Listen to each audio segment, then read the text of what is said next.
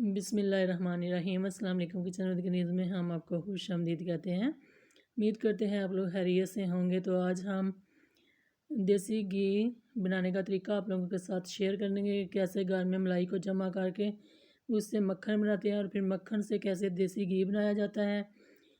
तो लेकिन आपने वीडियो को फुल वॉच करना है, बिल्कुल अपने वीडियो को कहीं से भी स्किप नहीं करना, ताकि आपका भी देसी घी बहुत ही अच्छा और बहुत ही ज़बरदस्त बनकर तैयार हों।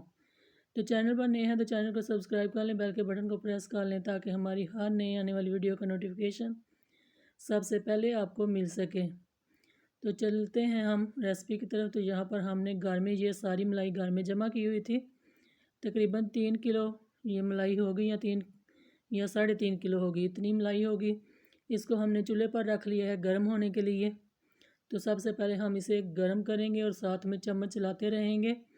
चम्मच आपने ज़रूर चलाते रहना है, ताकि मलाई जो है वो नीचे से साथ ना लगे। जलनी बिल्कुल नहीं चाहिए, अगर जल जाएगी तो जायका जो है वो अच्छा नहीं रहेगा।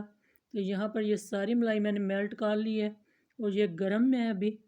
तो मैं गर्म में ही इसे जाग लगा दूँगी, क्योंकि लस्सी लगा दूँगी, इसलिए कि अभी सर्दी का मौसम है। तो अगर हम ठंडा करके लगाएंगे तो फिर ये इतनी जल्दी जो है ना जमेगी नहीं।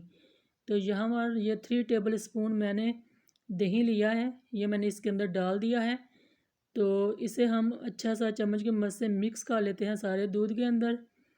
मैंने इसलिए गर्म दूध के अंदर लगा रही हूँ क्योंकि सर्दी का मौसम है और फिर इतनी जल्दी मलाई जो है वो कभी भी जमती नहीं है, काफ़ी टाइम ले जाती है। तो मैं थोड़ा सा गर्म दूध के अंदर ही लगाऊंगी, ताकि ये 6-7 घंटे के अंदर जो हमारी मलाई है ना ये जमकर तैयार हो जाए। तो यहाँ नीचे काउंटर पर मैंने कपड़ा बिछा लिया है तय लगा के चादर को, और ऊपर भी मैं कंबल दे दूँगी, ताकि ये अच्छे से ना दूध हमारा जो है मलाई हमारी ये जम जाए। अच्छे से आपने कवर कर देना है अगर सर्दियों का मौसम है तो। अगर गर्मियों का मौसम हो तो वह कवर करने के बगैर ही ये दूध हो या मलाई हो वो जम जाती है। तो सर्दियों में ही मसला होता है। तो मैं इसे अच्छे तरीके से ढाँप कर रखूँगी और फिर इतनी देर तक रखेंगे, बीच में चेक कर लेंगे 6-7 घंटे के बाद कि मलाई जम गई है या नहीं। अगर ना जमी हो तो फिर दोबारा से ढाँप कर रख देंगे। तो चले, मैंने पहले तो नहीं चेक किया, मैं अभी ही तकरीबन इसे 6 से 7 घंटे हो गए हैं लगाए हुए। तो मैं इसे चेक कर लेती हूँ आपके सामने ही, मैंने अभी तक इसे एक बार भी चेक नहीं किया। तो चेक करते हैं मलाई जमी है या नहीं जमी। तो आप देख सकते हैं मलाई कितनी अच्छी सी जम चुकी है, थिक हो चुकी है बिल्कुल। ऐसे ही हमें इसे करना था। तो अब हम इसे काउंटर से हटा लेंगे, और काउंटर से हटाने के बाद हमने यहाँ पर मशीन रख लेनी है ब्लेंड करने वाली। तो इसके अंदर जो मलाई है वो हम डाल लेते हैं। किसी भी आप कप की मदद से डाल सकते हैं, या वो चाय बनाने वाला जो मग होता है उससे भी डाल सकते हैं।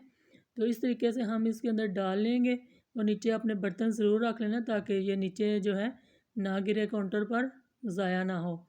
तो इस तरीके से मैं इसके अंदर 3 कप डालूँगी। 3 कप डालने के बाद हम यहाँ पर इसे तकरीबन 1.5 मिनट तक मशीन को चलाएँगे।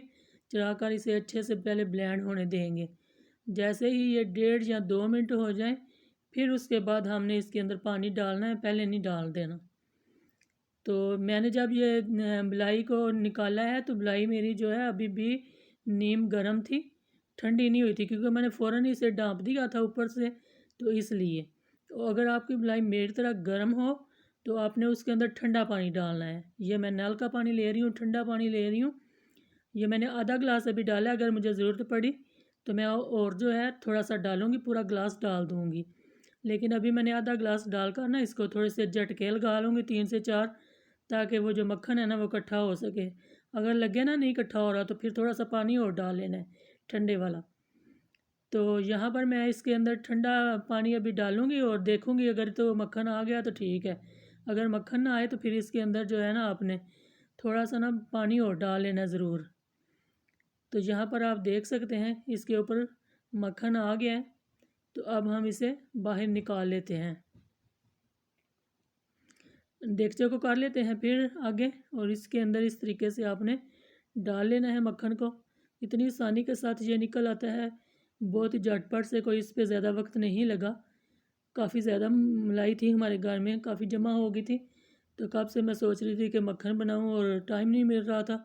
तो मैंने सोचा कि चलें मैं आज बना ही लेती हूँ। तो मैंने फिर ये बनाई है, तो दोबारा से भी हमने ऐसे ही करना है। ये 3 कप मैं डालूँगी इसके अंदर भरकर, इससे ज़्यादा नहीं डालिएगा, क्योंकि फिर ज़्यादा मक्खन इसके अंदर, पता है ना आपको, मक्खन जो होता है वो काफ़ी थिक होता है, तो फिर मशीन को चलने में भी दिक्कत हो सकती है। तो इसलिए हम थोड़ा थोड़ा उतना ही डालेंगे जितना मशीन आसानी के साथ इसको बना सके। तो यहाँ पर भी मैंने 3 कप का ही इस्तेमाल किया है, और ऐसे ही 1.5 मिनट या 2 मिनट के लिए आपने चला लेना है, और फिर इसके अंदर ठंडे पानी का हमने इस्तेमाल करना है। वीडियो आप पूरी देखा करें, ध्यान से देखा करें। तो अगर वीडियो यहाँ पर आपको ज़रा सी भी अच्छी लग रही हो तो आप हमारे चैनल को ज़रूर सब्सक्राइब किया करें, और वीडियो को लाइक भी ज़रूर किया करें। आप लोगों का बेहद शुक्रिया। तो यहाँ पर मैंने पानी डालकर इसे थोड़ा सा फिर से चला लूँगी। चंद सेकंड के लिए चला दीजिएगा, बहुत ज़्यादा नहीं चलानी। यहाँ पर मैं वीडियो बिल्कुल भी नहीं कट कर रही, आप लोगों को दिखा रही हूँ साथ साथ। तो ये देखें, दोबारा से मक्खन आ चुका है उसी तरीके से। तो ये भी हम निकाल लेते हैं। ये निकालने के बाद अब हम सारा मक्खन बनाकर फिर आप लोगों को दिखाएंगे कि सारा मक्खन हमने तैयार कर लिया है। तो ये काफ़ी ज़्यादा मक्खन आप देख सकते हैं जग के साथ लगा हुआ है। तो इसे मैं चम्मच की मदद से ना एक बार निकाल लूँगी, ताकि जो बना हुआ है वो दोबारा बार बार ना मशीन के अंदर जो है बने। तो ऐसे मशीन को भी थोड़ी आसानी हो जाती है कि ज़्यादा बोझ ना डालें उस पर। तो अब हम सारा बना लेते हैं। सारा तैयार करने के बाद आप लोगों के साथ शेयर करते हैं। तो देखें जी, माशाल्लाह अल्हम्दुलिल्लाह सारा मक्खन बनाकर मैंने तैयार कर लिया है। तो अब इसे हमने लस्सी से कैसे निकालना है ये भी मैं आप लोगों को बताती हूँ अभी। तो हम यहाँ पर अपने हाथ की मदद से जितना भी मक्खन है इसके अंदर, वो सारा ऐसे हमने ना पहले इकट्ठा कर लेना है, क्योंकि ये बिखरा हुआ है। अभी हमने वैसे ही इसके अंदर डाल दिया था, तो वैसे सारा बिखर जाता है, सॉरी। तो यहाँ पर हमने हाथ पे ना जितना भी आ जाए उतना अपने हाथ पे उठा लेना है, और उसको ना हल्का हल्का दबाते भी जाना है ऊपर से। जब आप हल्का हल्का दबाएंगे ना, तो इसके अंदर ना काफ़ी ज़्यादा लस्सी होती है। ये लस्सी निकल जाएगी, काफ़ी ज़्यादा हद तक निकल जाएगी। जो रह जाएगी वो जब हम घी बनाएंगे तो वो फिर वहाँ पर ही उसे ख़त्म कर देंगे। तो देखें माशाल्लाह कितना ज़बरदस्त हमारा मक्खन बनकर तैयार है। तो इसे हम अपने बर्तन के अंदर निकाल लेते हैं। तो इसी तरीके से हम सारा मक्खन निकालने के बाद ये देखें, मैंने दोबारा से उसी देगचे के अंदर ही हमने मक्खन डाल लिया है, और बर्तनों को अच्छा सा साफ़ किया करें ताकि कोई भी चीज़ ज़ाया नहीं करनी चाहिए। तो ये रिज़्क ही होता है, तो इसको ज़ाया नहीं करना। यहाँ पर मैंने इसको चूल्हे पर रख लिया है, चूल्हा नीचे से ऑन कर लिया है, और इसे हमने इस तरीके से फैला लिया है ताकि जल्दी से जो मलाई है ये पिघल सके, और जल्दी से हम इसका घी जो है वो बना सकें। लेकिन अभी ये जैसे ही थोड़ी सी पिघलेगी तो चम्मच आपने चलाते रहना है थोड़ा थोड़ा, ताकि मलाई जो है वो नीचे जले नहीं। तो यहाँ पर भी देखें, ये जो सारा मक्खन है ना वो अच्छे तरीके से मेल्ट हो चुका है, आप देख सकते हैं। अगर तो आप इसके सर पर खड़ा होकर बनाएंगे तो आप ऐसे ही तेज़ चूल्हे पर इन्हें बनाएं। अगर आपने इधर उधर जाना है तो फिर अपने काम करने हैं बाकी के भी, तो आप थोड़ी सी स्लो आंच पर इसे रखें ताकि ये बॉयल होते वक्त बाहर ना गिरे। मैंने इसे 15 से 20 मिनट स्लो आंच पर पहले पकाया, ताकि जितना भी इसके अंदर लस्सी वगैरह है वो जल जाए।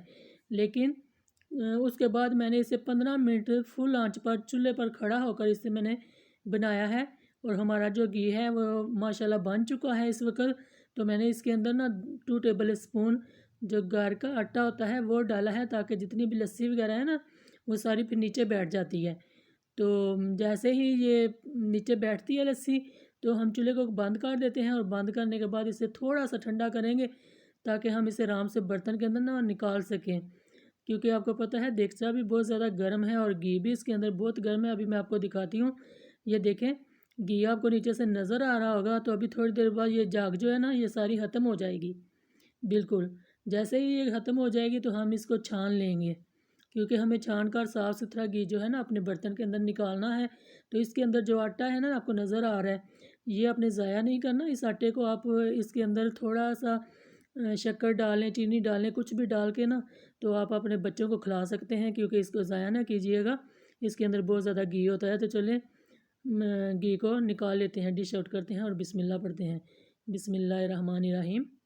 तो देखें इस तरीके से आपने ना ये स्ट्रेनर ले लेना है, इसकी मदद से आपने आराम से ऊपर से ना सारा घी जो है वो कहते हैं ना कि नतार लेना है। तो उतार के ना आपने डाल लेना है अपने बर्तन के अंदर। तो इस घी को आप अपने घर में रमज़ान के लिए भी सेव कर सकते हैं कि कैसे कोई डब्बा ले लें बंद ढक्कन वाला, लेकिन आपने जो भी डब्बा लेना है उसको खुश्क डब्बा होना चाहिए, उसके अंदर पानी वगैरह बिल्कुल नहीं होना चाहिए। तो आप पहले से बनाकर ये अपने घर में रख सकते हैं। अगर वीडियो अच्छी लगे तो आप ज़्यादा से ज़्यादा शेयर किया करें, लाइक किया करें और प्लीज़ हमारे चैनल को ज़रूर सब्सक्राइब कीजिएगा। अपना बहुत सारा ख्याल रखिएगा, हमें दुआ में याद रखिएगा। तो अगली वीडियो तक के लिए किचन विद कनीज़ को इजाज़त दीजिए। अल्लाह हाफिज़।